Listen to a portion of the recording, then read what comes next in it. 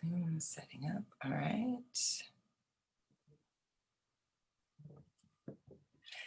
Good morning. Good morning. How are you? I'm good. Good. We're so thrilled today. It's Guest Thursday, and every Thursday there's a little bit of anxiety that, the technology is going to fail us, because when I am the IT person in the room, that's not an excellent place to be. Nobody would sign me up to be that, but it's working. So we're thrilled to have our friend Jonathan Holth joining us today. Good morning, Jonathan. Good morning, guys. How are you? Oh, we're good. We're good. Yeah, we're so happy that this worked out and that you could join us, because I have long admired your openness about talking about your sobriety journey. I mean, even before I even understood I was married to an addict, I remember reading, your various comments.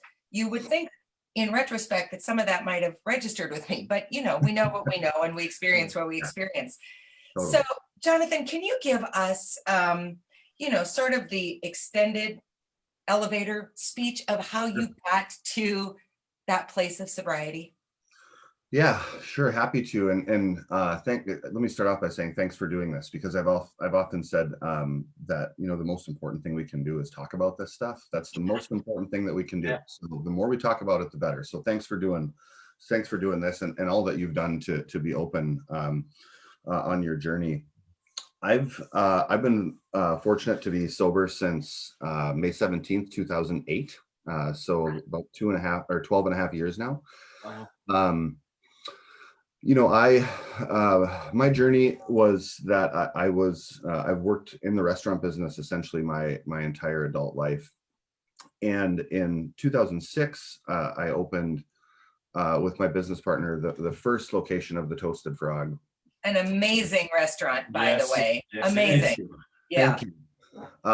And I was young. I was in my mid-20s at the time, and the shortened version of what led me to getting sober was that we had some success right out of the gate at the Frog when we opened. We were busy, things were going well, and I had my level of maturity was not where it needed to be yet in my mid-20s, and all of a sudden now I was making more money than I'd ever made before, and I had more access to alcohol than I'd ever had before, and I was my own boss. And the combination of those three things it's not a good equation for an addict, right?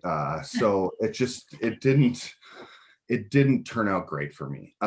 So things just got, things got a little out of control for me. And I think when we look at people's sobriety journeys, there's oftentimes, we do a lot of searching for what led us to get there, whether it's, things that happened in your childhood or adverse experiences. And that's oftentimes what happens.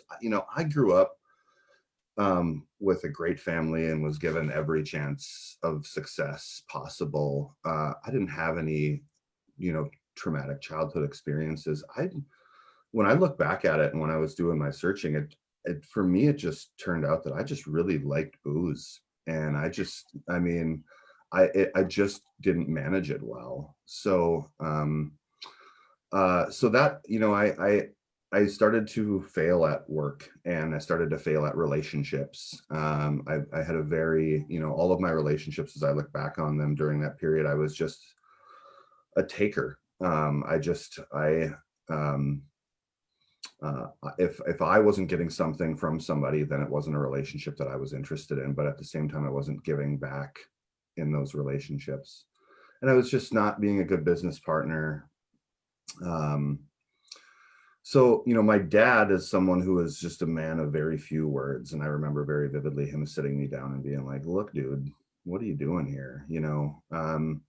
So I ended up going and spending 28 life-changing days in a treatment center called Project Turnabout in Granite Falls, Minnesota. And it was an incredible experience. I think my treatment experience was a lot like many people's, where I spent the first few days not believing that I belonged there, and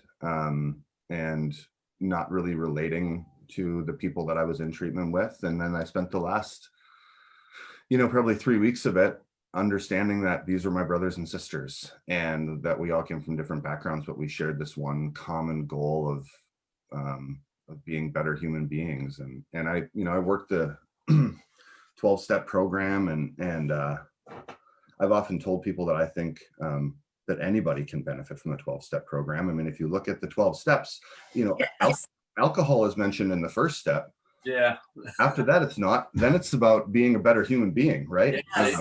I noticed that too. I'm such a much better person for having gone through this with Maz and learned about it and adopted pieces of it for myself, regardless of the alcohol. I couldn't agree with you more, Jonathan.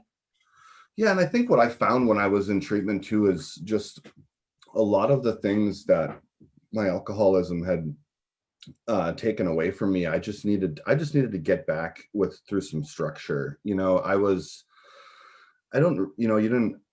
You think that you're doing such a great job of hiding it, right? But I remember that, the Sunday before I went to treatment, I had a meeting with my staff at the restaurant to tell them, that I was going to go. And I thought I was going to be giving them this groundbreaking information, right? That I had a problem and I was going to go get it fixed. And so I made the announcement to my staff, and they were just like, yeah, dude, go. Like, what are you waiting for?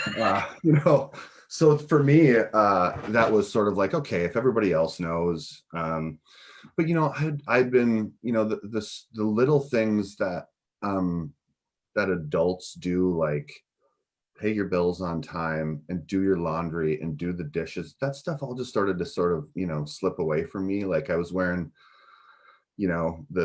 the same hoodie like every day for like a month, prior to going in. It was like, me and Homer Simpson wearing the same clothes every day, basically. And you just don't realize it, right? So some of that structure of just what I tell people, like one of the greatest things I got out of treatment was just getting in a routine of getting up in the morning and eating 3 normal meals a day and exercising and going to bed at a decent hour, and just realizing that this is how human beings are supposed to function. I actually realized I hadn't slept, like gone to bed and gone to sleep in years. Yeah. Yeah. And how healthy I started doing that, I felt fantastic. Yeah, right. So that's kind of, my story. And it's been, the journey since then has ebbed and flowed, but I look back, there's been a lot of stuff that's happened in my life over the past 12 years, good and bad. And I just can't imagine what it would have been like without my sobriety. It's been so important, and it's just a part of who I am now. So it's been quite a journey. Amazing. That is an amazing story. Thank you. I love to hear these stories because, again, as someone who grew up with no alcohol in my world at all, I'm continue to be so naive to the, millions of ways that alcohol affects people's lives. But every story that someone shares with me reminds me how common the story is and how uniquely individual it is. Right. The symptoms of drinking are common. The ways that people get there or the ways that they navigate it are what makes it a personal, unique experience, I think. When I first, it was after I could come home from Prairie, and I was still going there, but I got day release, so I could come home at night. We call that daycare. We call that daycare. Yeah. So I was in daycare. So I started going to the Saturday morning men's group, and I met one of my 2 sponsors who I've known for a long time. Yeah. And he said to me, "Maz, glad you're here at last." And I said, "What do you mean?" And he looked me right in the eye and goes, "You still have a lot to learn." That's all he said to me. Wow. And then we started talking, and he started laying out how he knew I was an alcoholic. Yeah. Yeah. It's a bit like when your staff said, "Yeah, dude, go get yourself fixed." It's crazy. We think that we were so good at hiding it and so bad at it. Yes. So bad. I was, It's one of the symptoms of that disease, because everyone I've met says, "Oh, I was so bad at lying," and everyone's just so happy you have to do that anymore. Right. Yeah, which is just a shame. Like when I think back on it, like because the amount of of time and energy and preoccupation that I spent on crafting these webs of, I mean, I just thinking about, I would spend hours ensuring that people wouldn't know, in my mind, so many hours of my life that could have been used on getting better or doing productive things, right? Or having meaningful relationships. It's a shame, but I'm so happy to have clarity on that now. Yeah. Yeah, in some ways, those of you who are actively in recovery and on a positive path this is such a crazy thing to say, but I think it all the time. You're so lucky because you have the opportunity on an everyday basis to choose who you're going to be and choose what you're not going to accept. And we all have that, but it's not so present. If I can decide, oh, I'm going to wake up and I'm not going to complain about going to spin. Well, okay, a complaint about spin might be irritating to the spin spouse, but it doesn't derail my life. Yeah. You have the opportunity to wake up every day and say, I'm not going to derail my life, my spouse's life, my children's life. I'm not going to do that today. And that feels to me like such a present that the rest of us don't get, which is such a weird thing to say. But really, Maz has a level of quiet grace about him that I will just never have because he's making that decision every day. It's kind of you to say. Oh, it's true. Yeah. And I can feel it in everyone we talk to who's pursuing the same path. Right. Yeah, I've certainly found a level of emotional clarity that I didn't know existed, I think, prior to getting sober. And I think what's nice about staying sober and continually, working my program is I think that just gets better and better. And I think it makes me a better employer. I think it makes me a better friend. I think it makes me a better dad and a better husband. So I'm super grateful for that. Like I said earlier, I've had some really like terrible things happen in my life over the past decade. And I've lost a sister, and those times when you have, really bad things happen. I mean, 2020 has been a year, right? For a lot of people. But being able to sort of just sit back and rationally think through it all and communicate feelings out to others is a gift that I feel like I've been given in my sobriety. Some might argue that it's too much at times when I start to. Your personality. Yeah. Right. Yeah. And you bring incredible energy to everything. I mean, even your glasses have big personality. Maz and I are here with our little black frames. And, you've got your own John glasses, and that's part of, I think, what makes you so compelling, and also probably what overwhelms some people. Yeah. Some people. Yep.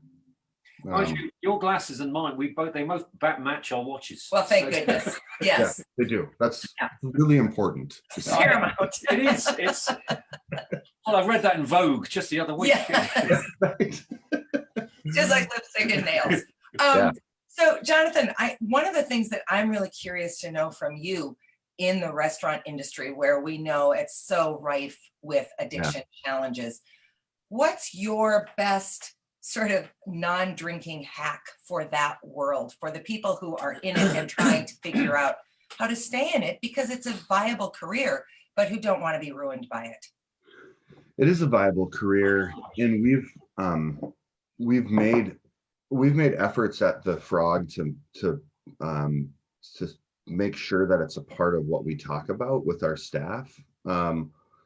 We've probably, since I've gone to treatment, we've had, I think, 8 or 9 people in our restaurant successfully complete treatment because we've worked to eliminate barriers that are always present when somebody when they're deciding whether or not they want to get help, right? So people often say, like, I can't go to treatment because I'll lose my job, right? So we tell our staff right out of the gate, like, look, if you need to go to treatment, your job's waiting for you, no questions asked. Good for you. and then people say, well, that's great, but I can't take 30 days off work because I gotta, I have to pay my bills and I can't lose my apartment, right? So we say, okay, we're going to pay you when you're at treatment. So your job's waiting for you to get back, and we're going to pay you to go to treatment. So Wow. dope, right? So we just eliminate those barriers, and we talk about it up front with people. And I think a part of me being very open about my story and sobriety is just trying to show our team that it can be okay if you decide to quit drinking and continue working in this industry. It doesn't, the restaurant industry doesn't have to mean you're done at 10 p.m. and you drink until 1 a.m. That's what it means for so many. And that's what gets so many people in trouble, because 1 a.m. turns into 3 a.m. 3 a.m. turns into 5 a.m. So, we have a number of people now at all of our locations that are sober that will have dinner when they get done with work and leave. And that's just part of what they do, right? So I think that's been important, in terms of the how I navigate the business. And I had to put some guardrails up for myself right away when I came out of treatment. My counselors were pretty open with me when I was in treatment, saying like, look, man, you might have to change careers here. And I was open to it. But I think when I got home, I just put up some guardrails. Like I said, okay, I'm never going to be at the restaurant alone, right? I'm just going to make sure that doesn't happen, because that would be bad. I'm never going to be there past 10 p.m. Nothing good happens after midnight, they say. In the restaurant business, it's probably even earlier. So I just put up some guardrails. But one of the reasons I will tell you that I've been so open about my sobriety since the time I got out 12 years ago, got out of treatment, was for accountability. Like I knew that one of the easiest ways for me to stay sober was to tell everybody that I knew, so that I had 1,000 sets of eyes watching me. So and looking back on it now, it's very selfish, and I was still very much in addict form 30 days out of treatment, right? I'm going to be open about this for my own benefit, but it worked, right? I mean, I knew that if I decided to start drinking again, that everybody was going to be like, oh, that guy, he's drinking again, right? So it was an accountability piece for me right out of the gate. But it worked well. I feel like I had a lot more friends just keeping an eye on me. So, yeah. Wow. That's incredible. I love hearing this, Jonathan. It's a completely different take from anybody else we've talked to, and from you. Yeah, well, this is why some people find benefit in going to AA meetings, because you always hear a different story, and you all know that everyone in there is the same, and you never judge. That's it's a nice place to be in. And if you meet another person who suffers from this, and you just openly talk like we are, it's just yay, great. Yeah. It's another little piece of advice that you can learn or pass on, and even if you don't need it yourself, you can start a conversation with someone. Hey, I met someone recently who, and then you can share their story with them. Yeah. I'm so stunned at your business philosophy to this. I mean, that's just exceptional. And I don't know that other places don't do that, but what an incredible thing. Because one of the things I heard over and over again when I would go visit Maz from other people sitting near us was just, what job am I going to go back to? How am I going to keep my apartment? All those kinds of things, to take away that stress so that they can focus on the very real stress of getting sober. It's brilliant. Just unbelievable, Jonathan. I'm kind of incredulous to that. Well, I think it's really,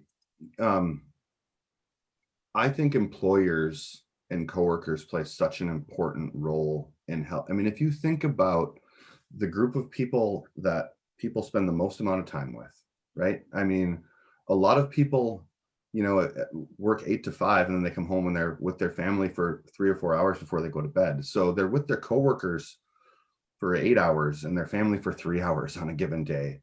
So your coworkers and your employers oftentimes have the best chance of spotting troubling signs when something's happening.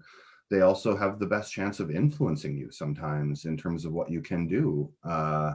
It blows my mind how many people I've heard how many addicts I've heard be concerned about losing their job, but not be as concerned about losing their family Or you their know, lives. or their lives, right? Yeah. So Yeah, I you're I right. think I think we live in a totally different world here if employers and what I described to you in terms of like paying somebody while they're in treatment. I mean, we're talking about 30 days here. I'm not paying somebody for a year.